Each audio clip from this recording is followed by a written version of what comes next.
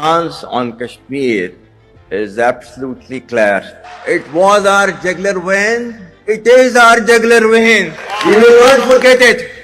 And we will not leave our Kashmiri brethren in their heroic struggle, what they are waging against the Indian occupation. India will identify, track and punish every terrorist and their backer.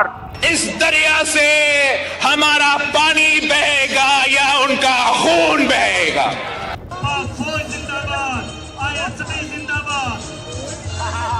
नमोस्तुते भोगाम्बिका देवी नमोस्तुते।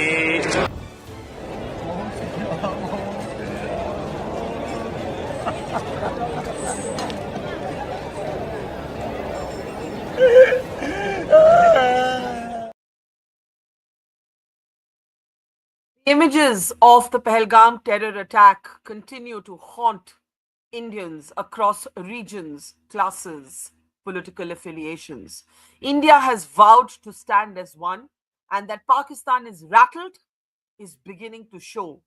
The speeches coming from the Pakistani side, whether from their Prime Minister Shehbaz Sharif or their opposition leader Bilawal Bhutto, and of course earlier their army chief, are getting more and more unhinged and bizarre, as the Prime Minister has unequivocally signaled India's resolve to retaliate for the Pahalgam terror attacks, saying in a well-documented address, flipping to English for the international community, that India will chase terrorists and their backers back to the ends of the earth.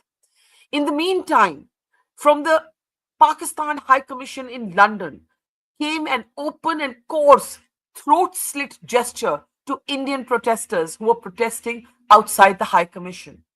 This man is a colonel in the Pakistan army, and how he behaved was nothing less than a street hooligan. India, meanwhile, is moving on, getting set for its next steps in its phase of retaliation. This even as the last 24 hours in the Kashmir Valley have recorded a distinct escalation at the line of control, with, according to the Indian Army, Pakistan resorting to unprovoked firing, small arms fire across the line of control at all points in the line of control in the Kashmir Valley. India is firming up its retaliation plans. What might these options look like? What has happened? What may happen? Let's talk to one of India's finest strategic minds. I want to welcome our newsmaker to the program now. Tilak Devasher is with us. He has been for 6 years a member of the NSAB, the National Security Advisory Board. He's a well-known author. His area of expertise, in particular, his last book, looked at what is happening in Baluchistan. This is significant because many believe that one of the ways to show Pakistan its place is for India to officially embrace publicly, without any hitchkichahat, the Baluchistan movement. A lot to talk about. Welcome, Mr. Devasher, to the program.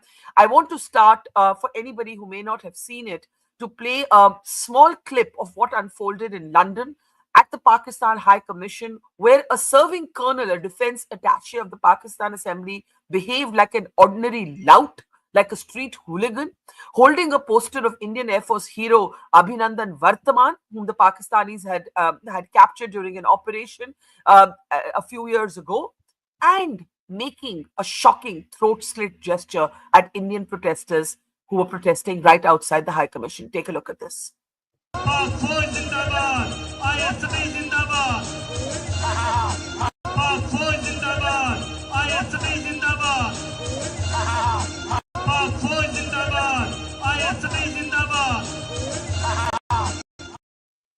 Absolutely shocking. I mean, when I watched this, all I could think was that not a single Indian officer of the army, of the government, could ever, no matter what the circumstances, behave in this absolutely idiotic and coarse fashion. Mr. Devasher, what did you think? Let's start there. What did you think when you saw Colonel Rahat, that's his name, the defense attaché in the Pakistan High Commission in London, openly threaten with this throat-slit gesture Indian protesters, holding a poster of an Air Force officer of the Indian Air Force?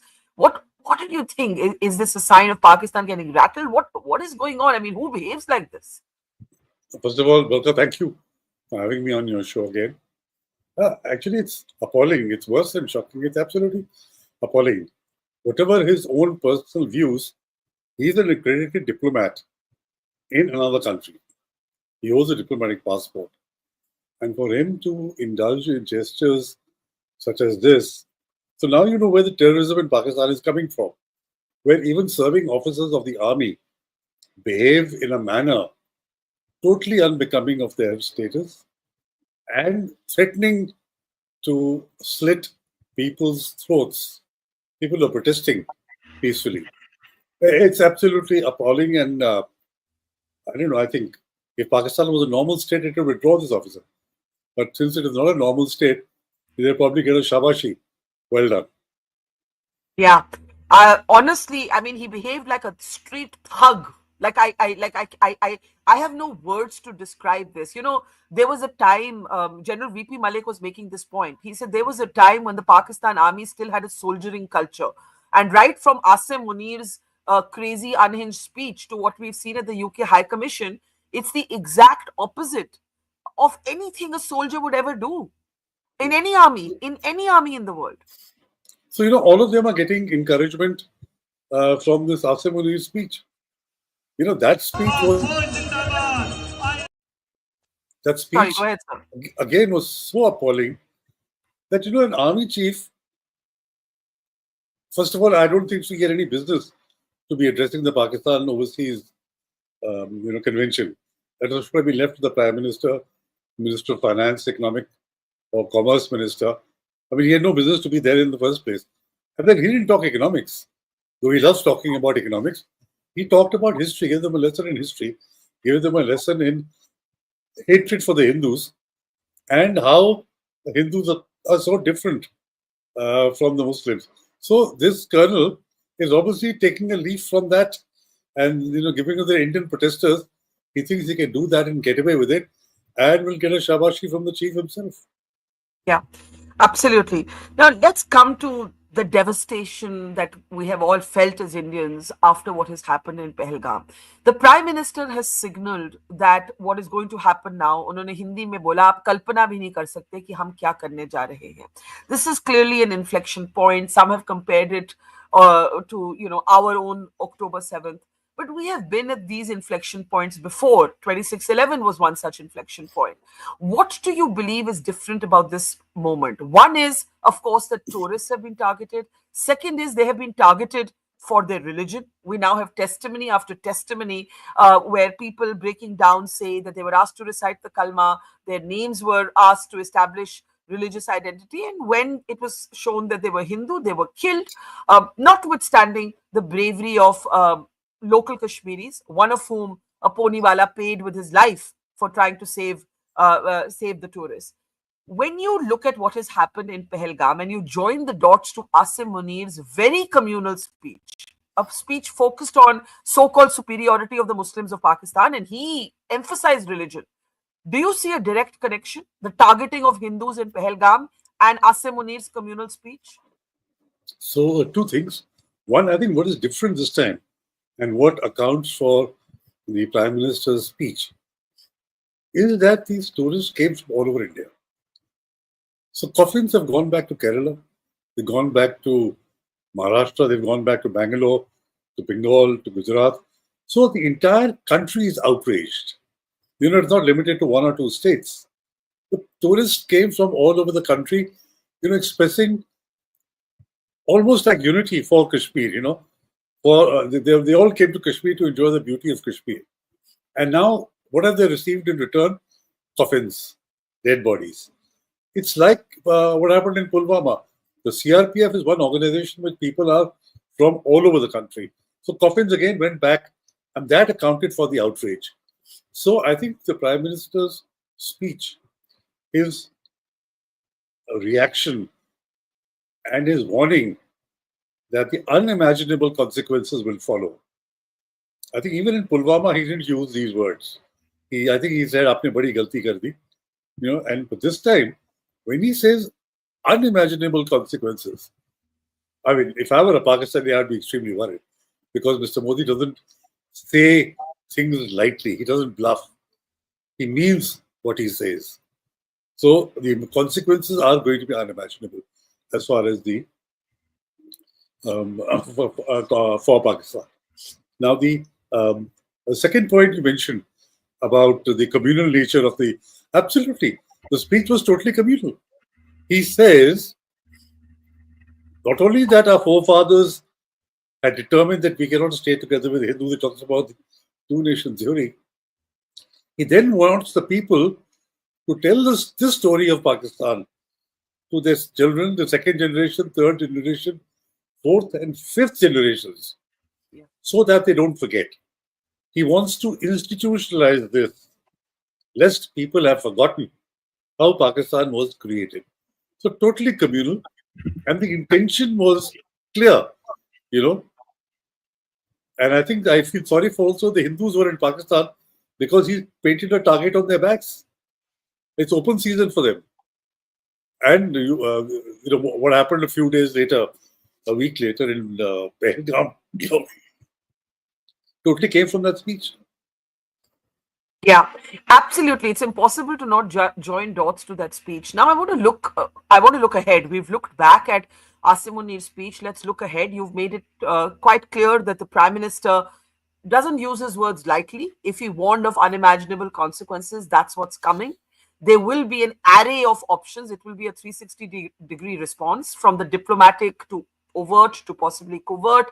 And without discussing, obviously, anything sensitive or operational, I want you to explain to us what might be the priorities for the government, for the military, for the security establishment right now. We've already had an advisory from the Information and Broadcasting Ministry, do not show anything live when it comes to security, the movement of security and so on.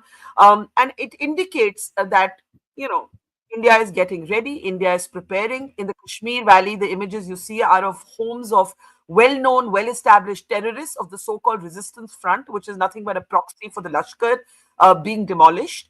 We are also seeing massive search operations at the homes of suspected or established terrorists, being hunted down. So all of this is happening, and in the meantime, Mr. Devasher, those are the images you're seeing. The line of control is flaring up.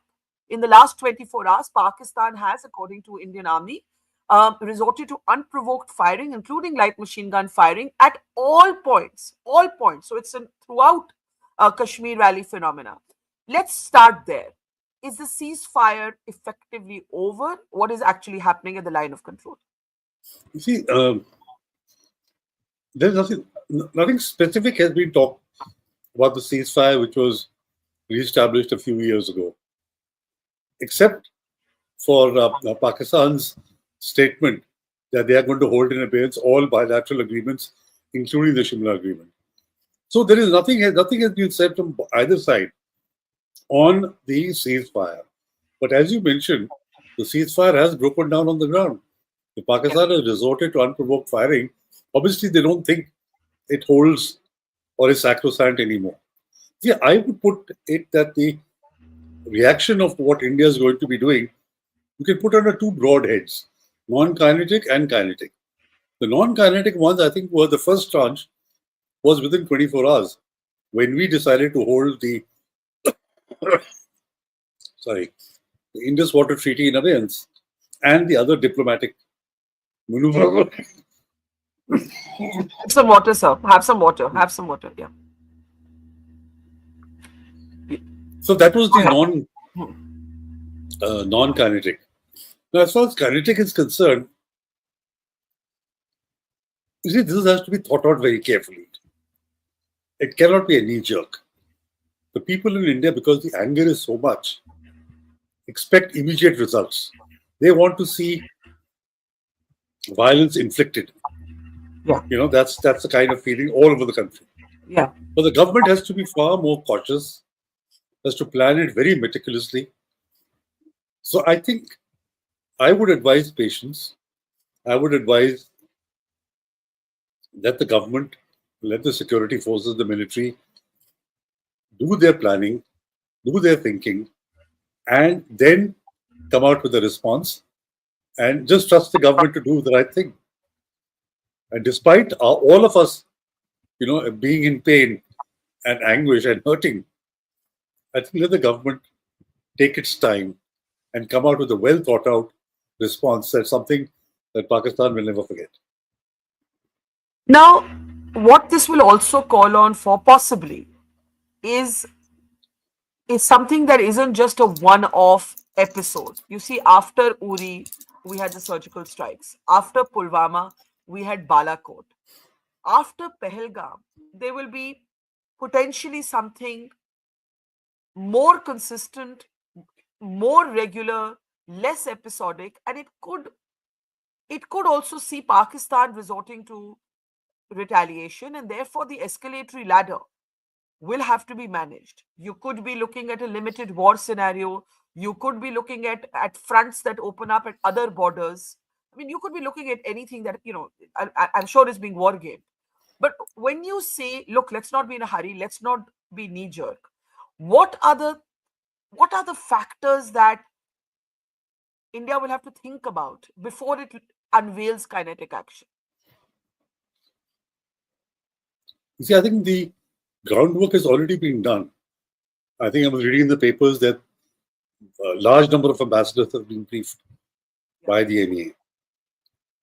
And Prime Minister has also spoken to several heads of governments of different countries. I'm sure India's position has been explained. Whatever reasons that India has to, like the CCS note said, cross-border linkages. So obviously they have sufficient evidence to have made that statement in the CCS.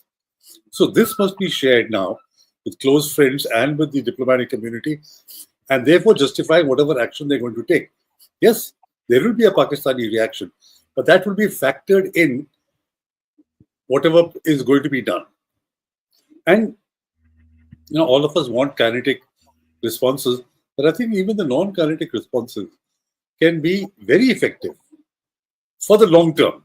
You see, a kinetic response can be a one-off. You do something like it was done in Balakot, or you change the matrix to do something else.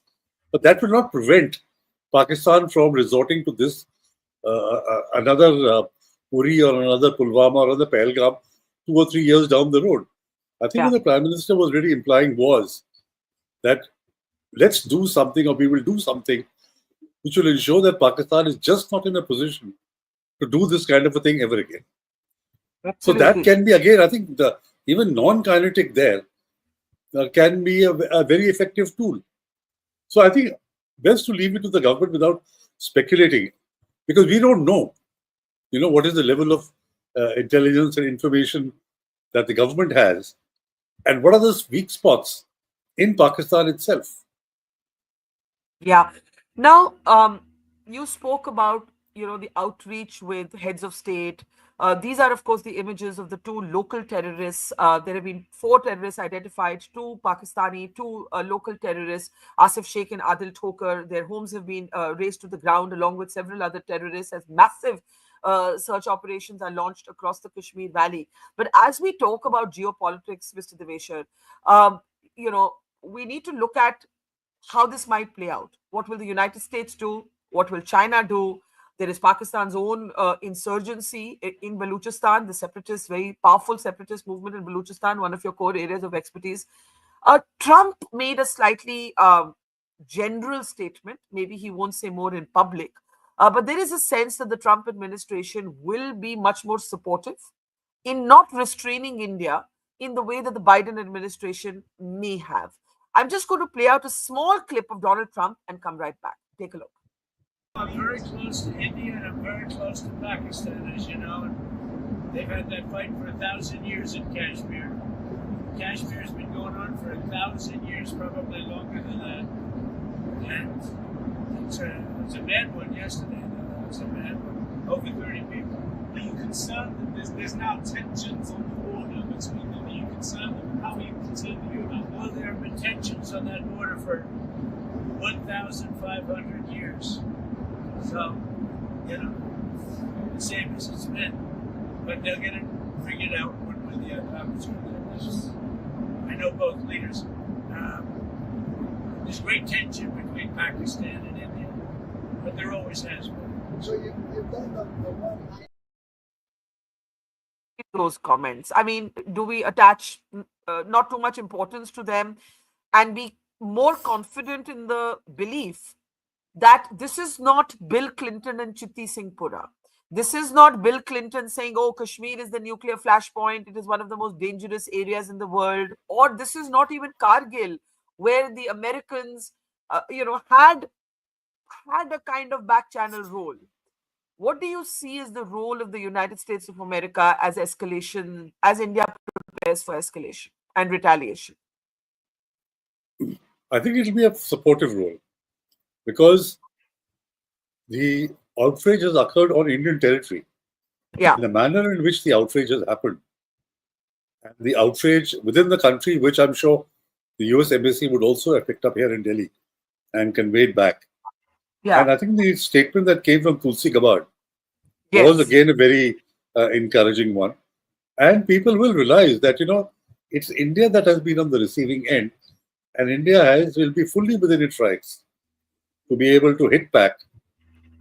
And the US, who better than the US to understand that you have the right to revenge? After all, after 9/11, what the US did when they went after Osama bin Laden. So they will realize and appreciate this. I don't think they will restrain India. They will just monitor very closely to see how much up the escalation ladder is the situation going. And were it to touch or were it to approach the nuclear threshold, I think that's where the US would come in. But short of that, I don't think that the US is going to restrain India.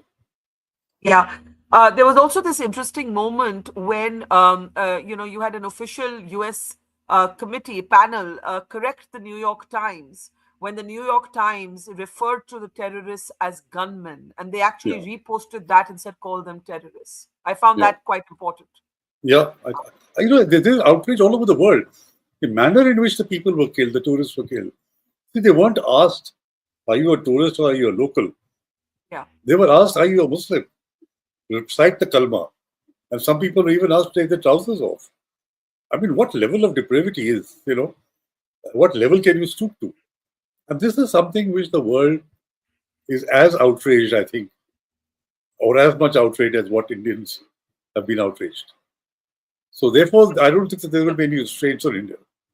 Yeah, so that's why I said it's a very different world and a very different time. Another thing that's very different, Mr. Devasher, is, you've spent a lifetime looking at these issues. I've spent my lifetime as a journalist reporting from Kashmir.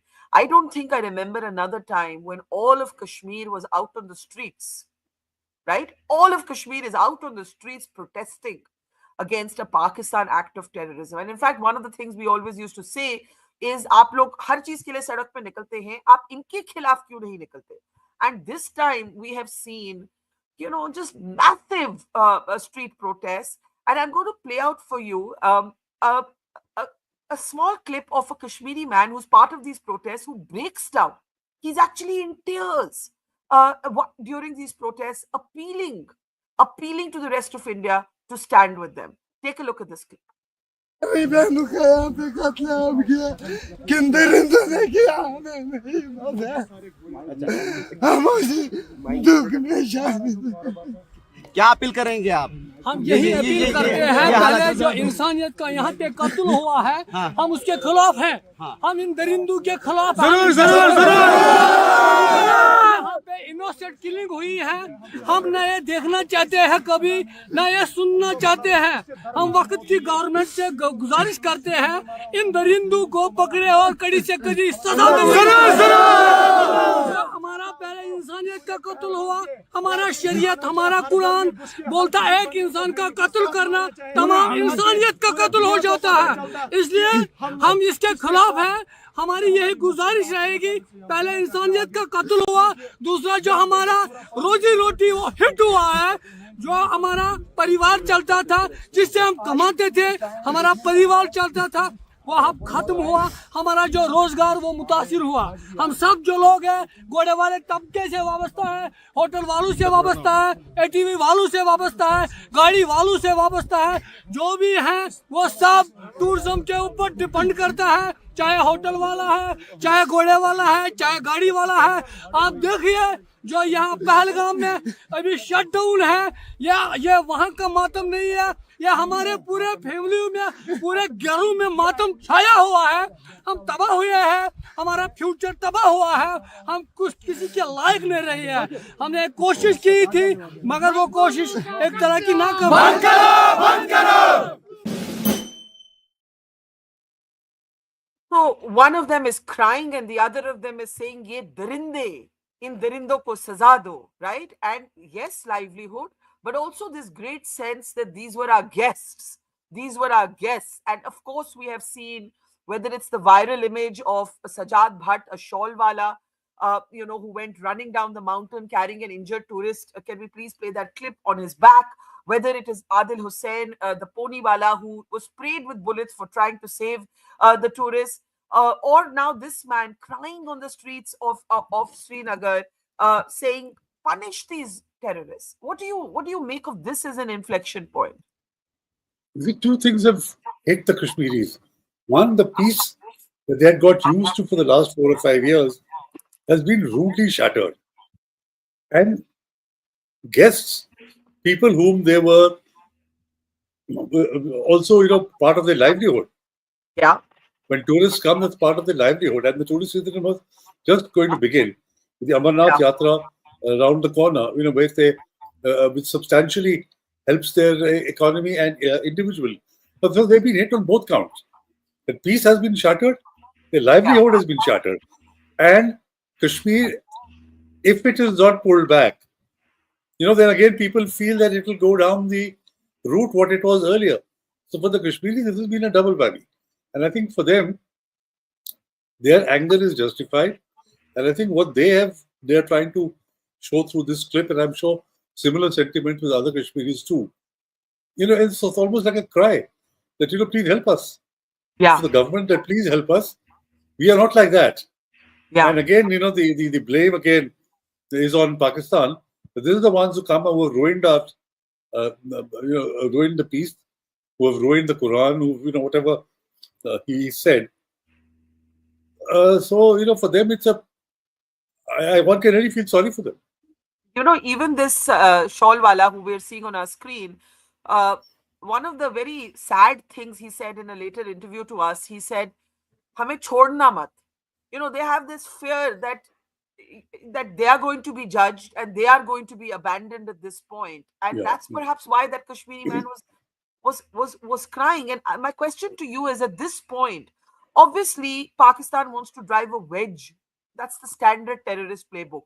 Divide the Indians somehow. So that is an attempt. How should India at this point, or the government, official agencies, the people of India, be handling this attempt by Pakistan to divide us? You see, the targeting of Hindus, which is clearly what has happened in Pahalgam, it is not just springing from the hatred for Hindus as reflected in Asim Munir's communal speech. It also has the aim to divide Indians, to make Indians forget that there are millions of Indian Muslims for whom this country is proudly their nation. How do we keep a kind of semblance of outreach, the normalcy that Kashmir had got accustomed to? How do we keep that alive?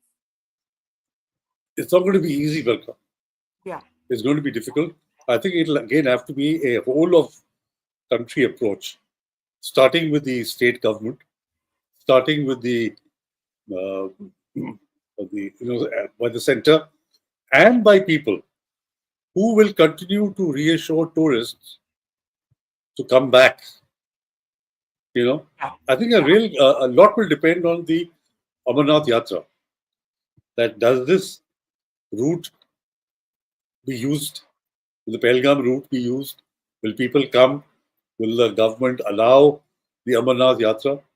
So I think these are the kind of things which will piecemeal but collectively reassure the Kashmiris and reassure Indians too that this was a one-off. This is something which was deliberately targeted, and they were, as more information comes of how this was allowed to happen. How did this happen? There were lapses. Yeah. There were things that which. So there has to be a visible effort to ensure that these kind of lapses and this kind of situation does not happen in the future. So Yeah. I think it's going to be a complex, it's going to take time, but I'm sure if all of us pull together, we will be able to retrieve the situation. Absolutely. I mean, it's not easy, but I mean, I've been saying since this has happened that the best thing that India could do right now is somehow for all of us to go back to Pahalgam.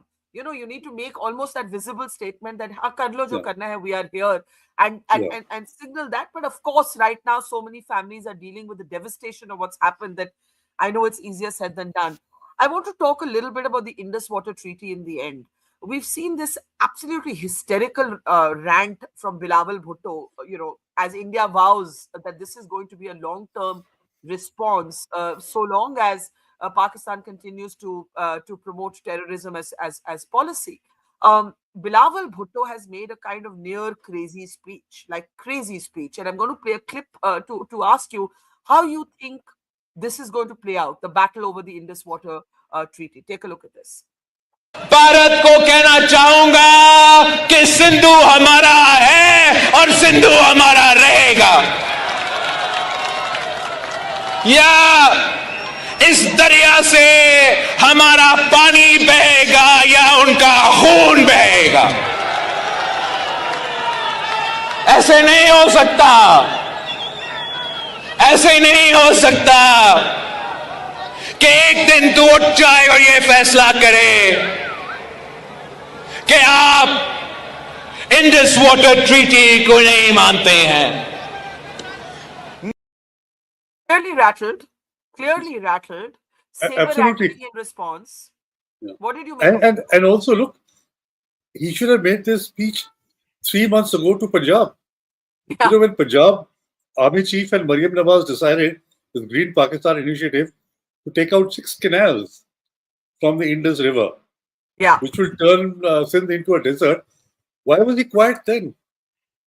Yeah. You know? Yeah. So this is playing to the gallery to show. And in fact, now that papers have come out, it shows that it was the PPP government itself, Asif Zardari and the PPP, that had signed on to these canals.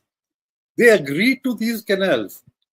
And now they're going around and shouting, yeah, we are protectors of Sindh. They are not protectors of Sindh at all. So he is now trying to, play to the gallery to burnish his nationalist credentials. It sounds very dramatic, na? या पानी बहेगा या खून बहेगा, हिंदुस्तान का खून बहेगा। अरे यार तू पहले पंजाब का खून तो बहा के दिखा। Yeah, absolutely. Let's talk in the end, Mr. Devasher, about Baluchistan. You see, Asim Munir is a weakened Pakistan Army chief, in particular after the attack that took place on the passenger train in Baluchistan. You have had mainstream Pakistan politicians of Baluchistan talking about the losing grip of the Pakistan military over several districts of Baluchistan. Among the range of options that India might look at this point is to basically question the Baluchistan, officially, openly, publicly, aggressively question Baluchistan as a part of Pakistan, and that could be one issue. The other thing I want you to talk about, because Baluchistan reminds me of that, is what might China do? So I want you to talk about both of these towards the end. You see, in Baluchistan, clearly, Pakistan Army has lost control. Pakistan Army has been effectively ruling Baluchistan right since 1948, when the first insurgency took place. They haven't been able to, take care of the problem, resolve the problem, not even able to manage the problem, despite throwing everything against the Baloch. Yeah. So what does that tell you? That means the Baloch are not interested in staying on with Pakistan.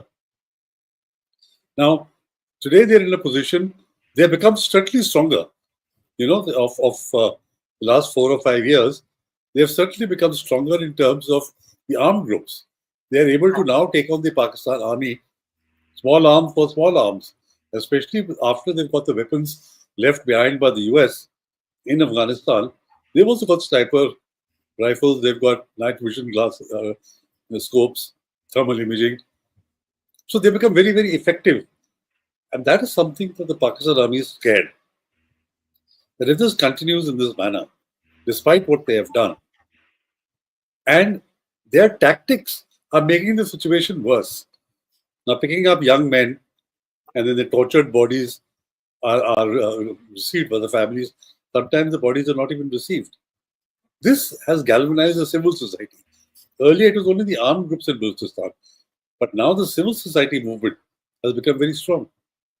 You must have heard of the name of Dr. Marang Baloch, who's been nominated for the Nobel Peace Prize.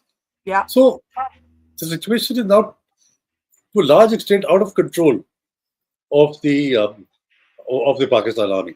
So they, in desperation, are trying to externalize the problem and hit out in every direction. You blame India, you blame the Taliban, you blame everybody except yourself. I mean, there is a chief minister of Baluchistan today who's a PPP man who in 2017, when he was the home minister of Baluchistan, is on record that the only solution to Baluchistan is genocide of the Baloch. Can you imagine this man as the chief minister? What do you expect from him? You know, so mainstream politicians like Akshat Bengal, who could have mediated between the armed groups and the federal government, they've shut him up. He wasn't allowed to speak in the National Assembly till he resigned in disgust and said, now the matter is out of my hands. Now decisions will be taken now by the boys on the hill.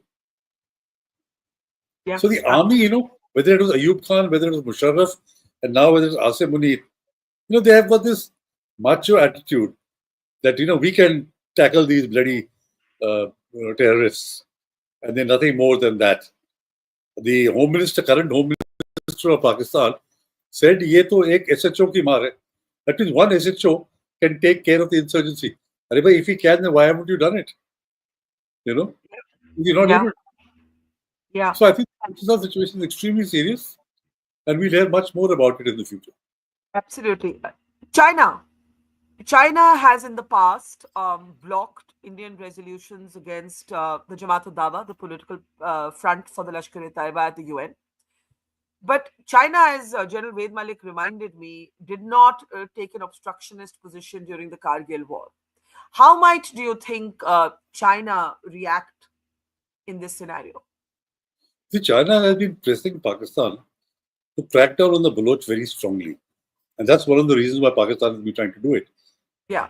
But China is pragmatic enough to realize that if Pakistan is losing Baluchistan, it will talk to the Baloch to take care of its investments. Yeah. And if they want to share in Gwadar, if they want, China is practical enough. It doesn't have any emotional connect that it's only Pakistan that we have to deal with. They are keen on Gwadar. For them, Gwadar is a strategic asset, both the port as well as the airfield. And if they feel that the Baloch can deliver for them, they will talk to the Baloch and work out a deal with the Baloch. Finally, let's come back to where you think we're going from here. As you said, give the government time, give the military time. Let this not be knee-jerk. Let this be done, as they say, at a place and time of our choosing. In the meantime, vigilance will be needed. Pakistan could try a similar attack in Kashmir. The LOC could heat up. Last thoughts, Mr. Devasher. What concerns you? What do you think our focus should be on right now? I think we should also be looking, apart from what the government is doing, I think we should also be looking at the fault lines and the weaknesses of Pakistan. You know, let's not think that we should only look at the kinetic option. Pakistan is a very brittle society and a brittle country. It has so many fault lines, so many weaknesses. And we should touch those buttons, you know, which will really hurt Pakistan for the long term. So apart from the kinetic action, I think these weak points, you know, of Pakistan. I'll give you one example. We talked about Baluchistan. We talked about the Pashtuns. The Durand Line is one of the weakest points of Pakistan because the Taliban and no Afghan government since 1949 has accepted the Durand Line. For them, there is no border, no defined or demarcated border between Pakistan and Afghanistan. So that is something which, you know, we need to talk about, think about, learn is it practicable or not. Similarly, in POK and in Gilgit-Baltistan, there's a whole lot of protests which are happening almost on a daily basis. In Sindh, there are protests because of these Punjab canals. So all of us, you know, especially journalists like you who have had so much of experience, think tanks, academicians, retired people, should work and look at these issues, write about it, and create an environment which then puts Pakistan on the back foot, and they realize that a whole host of Indians are looking at them under a microscope.